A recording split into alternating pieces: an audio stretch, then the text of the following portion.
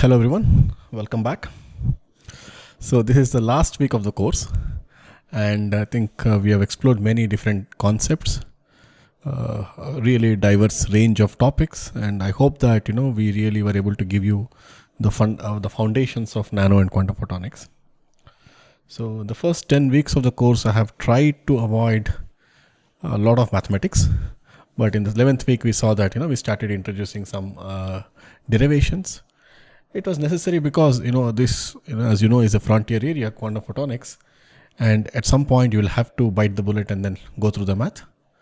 So I've tried to make it accessible, and I hope that you're able to follow along. If you have any questions, you can always come back and raise the questions in the forums, and we'll answer them, or we'll have one-to-one interactions. So what we were doing was this was the outline that we followed.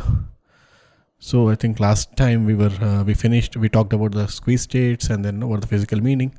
We introduced a quantum harmonic oscillator, and then we said, okay, what are the solutions to the quantum harmonic oscillator? We showed that we essentially derived the energy eigenvalues using lowering and the raising operators. So a few more things are left so that we can tie up the theoretical part. So this week the agenda is that I'll just talk about what are known as photon number states, and a little bit about coherent states. So this part would involve a little bit of mathematics, but it'll just tie up everything that we have discussed so far. And after that I'll talk about a few applications. So with that the course will end. Okay, so that's the plan. So the initial part of this week's lecture would be a little bit mathematical again. All right, so we'll start where we left off. We were talking about the Hamiltonian, and we were able to write the Hamiltonian in terms of the raising and the lowering operators as shown here, right?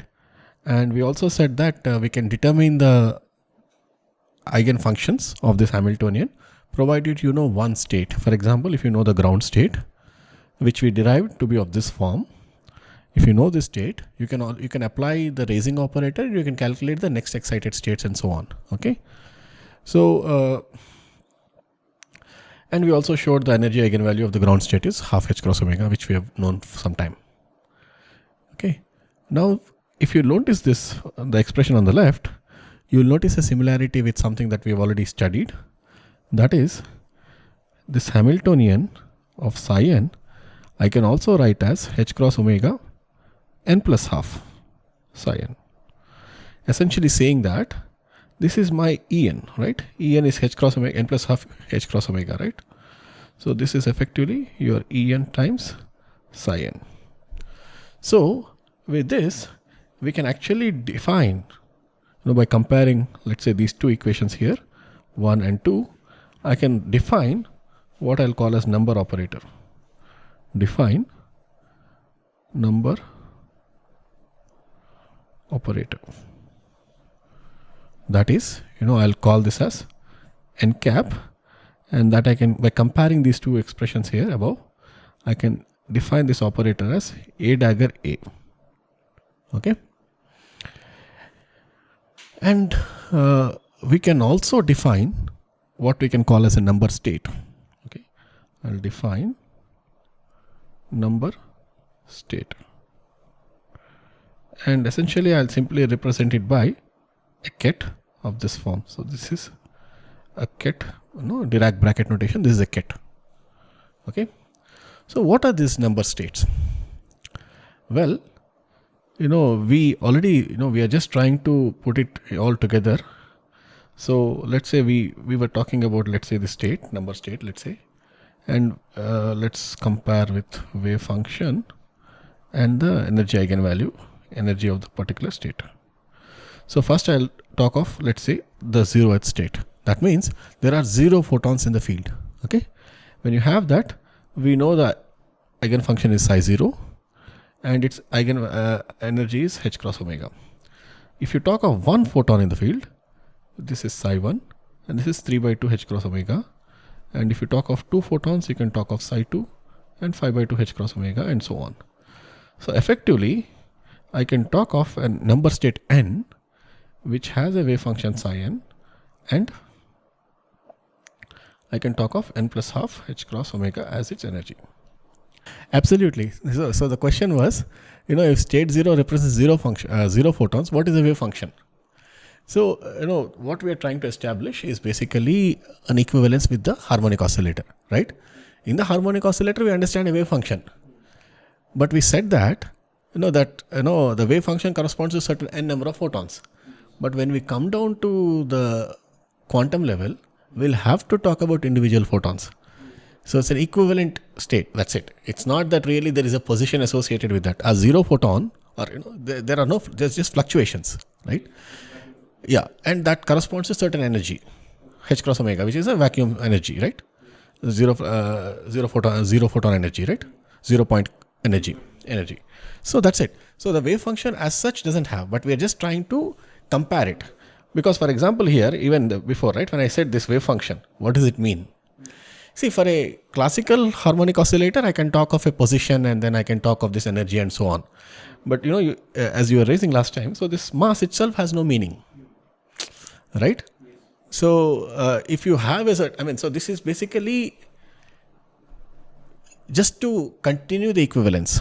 Okay, it doesn't have any specific physical meaning, because if you think of this eigenfunction, right, is a solution of this. You have a classical harmonic oscillator function which is like a parabolic thing, and then you have solutions, first one, second one, and so on. In this, there will be something similar to the particle in a box, but what do we define that? For a photon also, there it was a mass system which was hanging and moving.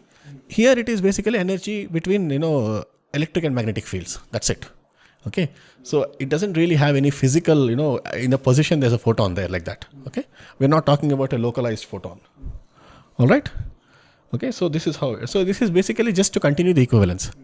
It doesn't really have any other meaning. Okay. So the objective today is simply to tell you or convince you that we have had various descriptions. We talked about the statistics. We talked about the quadratures, we talked about the correlation functions. All of these are interrelated. Okay, and that is also consistent with what we do today. So towards the end of it, this particular lecture, I'll get to a point where we'll derive the uncertainty relation, and we'll show that it is actually what we get. What we assumed, the field quadratures, delta x1, delta x2 is greater than or equal to half, 1/4. But we just didn't give you any justification for that. Today we'll see that once we go through all this process, we'll get to that uncertainty relation. So basically, we have given the phenomenological description first, and then we are developing the theory. That's what we did towards the end of the last week and now. Okay. So that way, the position doesn't have any meaning. Okay. We will actually, come back to this particular point again. Okay. So now let's say this is my, essentially, because we're talking of single photons or, individual photons, we are defining the number of photons as a number state. Okay. So what we will say is this number operator n, if it acts on a number state, it will essentially give me the number of photons in that particular state. This is my eigenvalue equation. So basically, when I write it like this, we are claiming this. Okay, we'll have to of course show these things. Right? We will work through that, and then we will see that it will actually be true. Okay. So this case basically it says that number states are eigenfunctions of Hamiltonian, right? Or rather, the Hamiltonian essentially, because Hamiltonian, n is essentially a dagger a, right? So those are the operators of the Hamiltonian, that can operate on the Hamiltonian and give you something, right? And also, basically, a number operator acting on number state gives the number of photons in the particular state.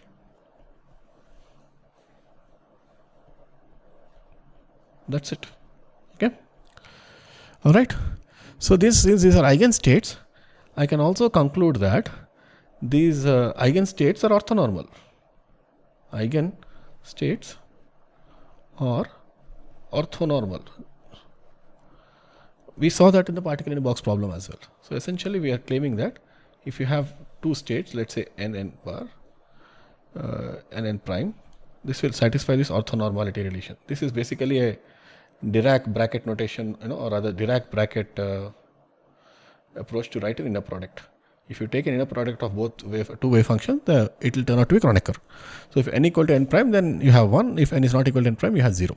Okay, so these are essentially orthonormal functions. It's not a function, it's a state, that's it. I mean, it's an abstract concept in a sense. Okay, it's not like I can write sin x and then I can, sin 2x.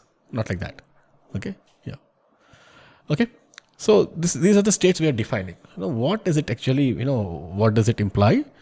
Well, let's try to start again from the ladder operators, and then let us look what these states are. Now for that, first I'll consider a situation where I'll take A acting on a state n. Okay, A is my ladder operator, and if it's acting on a state n, this is a lowering operator, right? When you have a lowering operator, you'll end up with a state n minus 1, but there's going to be some coefficient with that. We don't at the moment know what that coefficient is. And remember, this is not an eigenvalue equation, because n and n minus 1 are different states. This is not an eigenvalue equation. Simply A acting on n is going to give me a state n minus 1. So it's a lowering operator, and so I'll take a conjugate on both sides. Conjugate both sides. What I mean by that is, if I have a ket, it becomes a bra. And if I take a operator A, it becomes A dagger. Okay, so then left side will become n A dagger equal to n minus 1 Cn conjugate. Okay, I'm representing conjugate by star. So now I can take basically a product of both these things.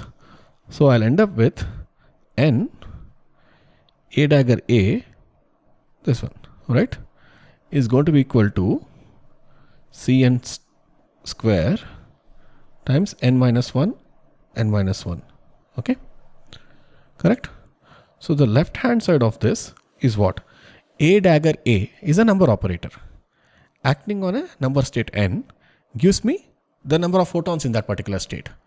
So the left hand side in this here becomes n times acting on n, and that is equal to Cn square times n minus 1 n minus 1. So since my number states are orthonormal, I'll take basically the inner products are 1 on both sides. So essentially what you have is Cn square is equal to n.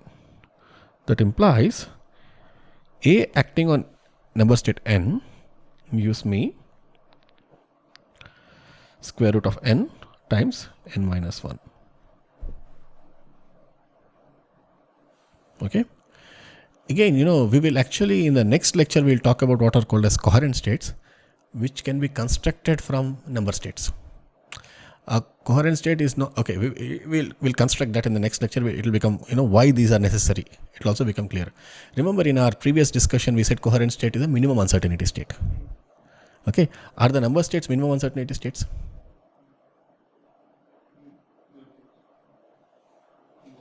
No, right? Why? Remember the number state representation in the quadrature thing. So a number state is essentially a circle. It doesn't have any answer. I mean, it basically has amplitude is fixed. Then the phase is completely unknown, right? So we also said they are not minimum uncertainty because we also showed, what happens if we calculated the uncertainty product. And then we showed that it is actually greater than 1/4. It's higher than 1/4, right? So number states are not minimum uncertainty states. But just like how you can construct any arbitrary state out of, the eigen, the basis functions, right? You can construct like, any arbitrary state. If you have the harmonics, individual fundamental harmonic and the higher harmonics, you can take a combination of that and construct any state, right? Similarly, even though number states are not minimum uncertainty states, we can take a combination of all of them with different amplitudes and we'll show that it will actually lead to a coherent state. So intrinsically, number states are simply meant to convey that, okay, there are this individual number of photons in a particular state and all that. But eventually it will come to the coherent state. So they're all interlinked. They are all basically this, you call it coherent states or squeeze states and so on, quadrature, x1, x2, or, all of these are actually same, ladder operators. All of them are interlinked internally. Okay. They're all self-consistent. It's just that in some cases one is useful, in other cases other is useful. Yeah. Some coefficient essentially. So essentially, it's essentially the coefficient that comes out. I mean, how do I say? If you're taking out a photon, there is, I mean, we'll have to look at what Hamiltonian is, right? So then we can talk of energy. In doing this, how much energy is lost and things like that we can think of it, but we'll have to go a little bit more for that. Let's work through this, and we'll try to see what happens when you have A dagger A. Right? A dagger A is your Hamiltonian will come, right? So when you go this, essentially it will show that energy has been removed. H cross omega of energy has been removed. It is showing that, yeah. But finally it will be that, how much of energy is removed. So we could actually try to do that. Because we have given a H cross omega, Hamiltonian as A dagger A plus half H cross omega, right? Or minus half H cross omega, one of them, yeah. Right, we did that. So I think it should be consistent that way. If you try it out, we'll see that, okay? So that's actually a good question. We should try that. So now I have that. This is for the lowering operator. I can do a similar thing for my raising operator. A dagger acting on a state n will give me, let's say, some coefficient again times n plus 1. Right? It's actually increasing the number of photons. What is that coefficient going to be? Okay. Well, I can do the same thing. Take conjugate on both sides. Okay. If I take a conjugate on both sides, one second. Yeah. Okay. No, I'm trying to decide. If we are overshooting the time, I'll split the video into two. Okay. So right now 15 minutes or so. Okay, fine. So, okay. I'll take the conjugate on both sides. So ket becomes a bra, and then A dagger becomes an A. That's equal to n plus 1 Cn star. So now if you have that, again take the product of these two things. So you'll end up with n A dagger acting on n should be equal to Cn square. And now I'll right away drop the, or rather, okay, just for continuity, plus put this. So this is going to be, this guy is going to be n A dagger A plus 1. Remember the commutator bracket, A dagger is going to be A dagger A plus 1. So that's why this comes 1. That's going to be Cn square. Okay. So the left hand side is going to be n plus 1. So effectively I can show that Cn is equal to square root of n plus 1. And so my raising operator A dagger acting on a number state n will give me root of n plus 1 n. Alright. This is my relation. That's useful. Okay. Now let us try to just look at, let me look at if I have it here. Okay. What did we say the Hamiltonian was? Hamiltonian is H cross omega A dagger A plus half. Right? Let's try that. Okay, sorry. Hamiltonian. So to go back to your question.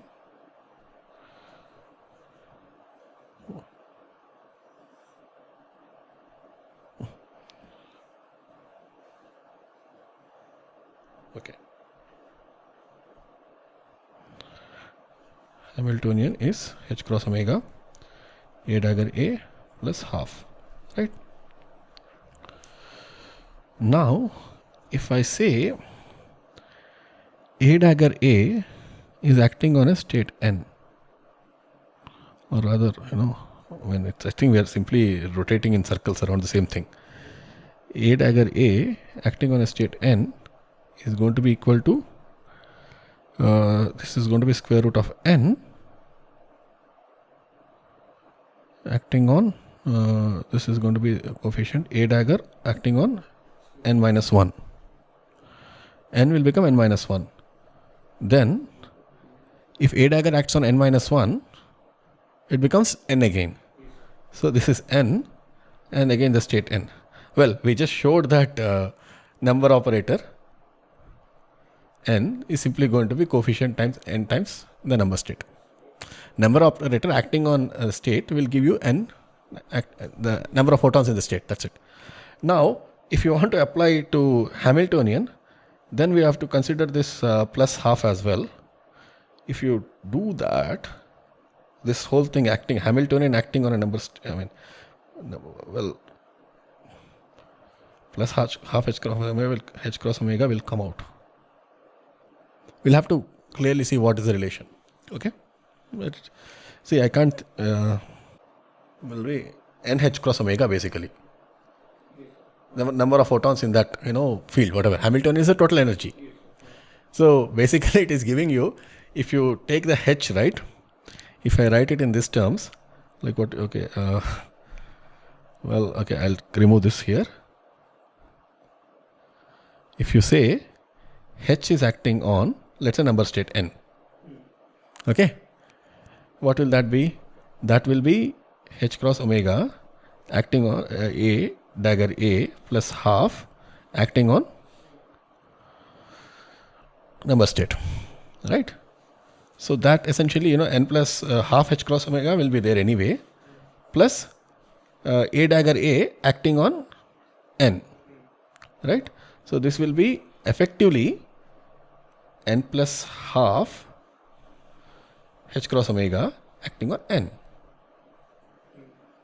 So basically the energy eigenvalues are n plus half h cross omega.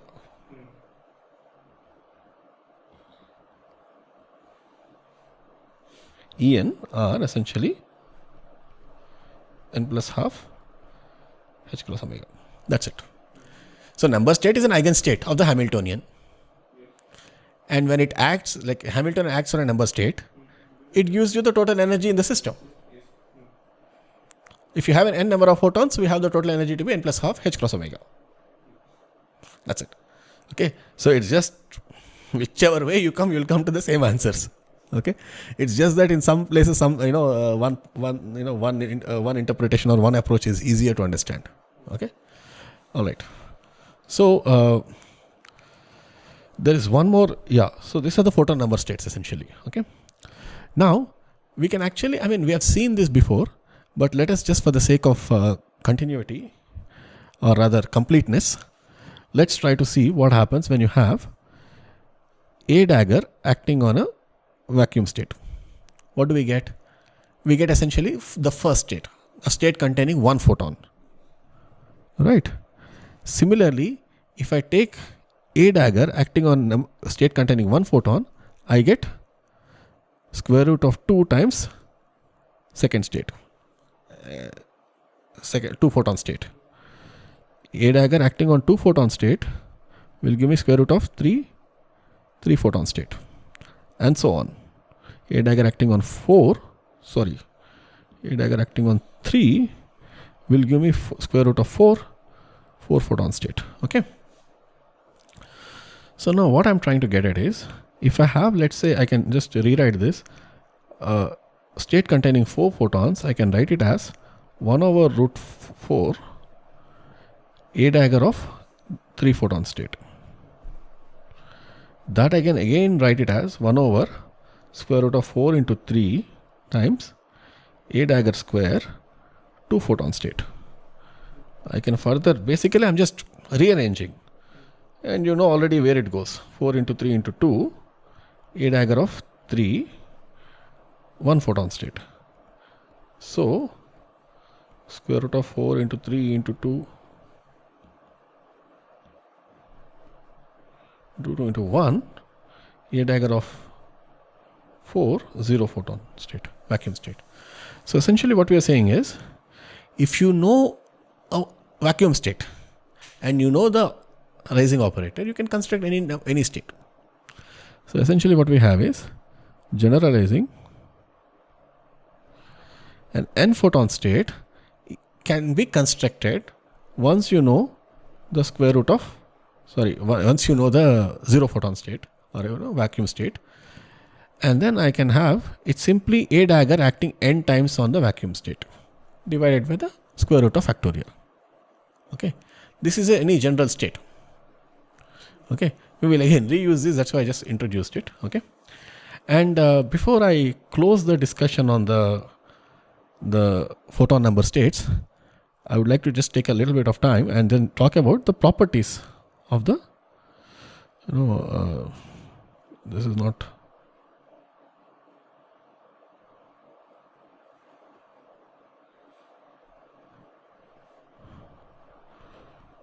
properties of photon number states.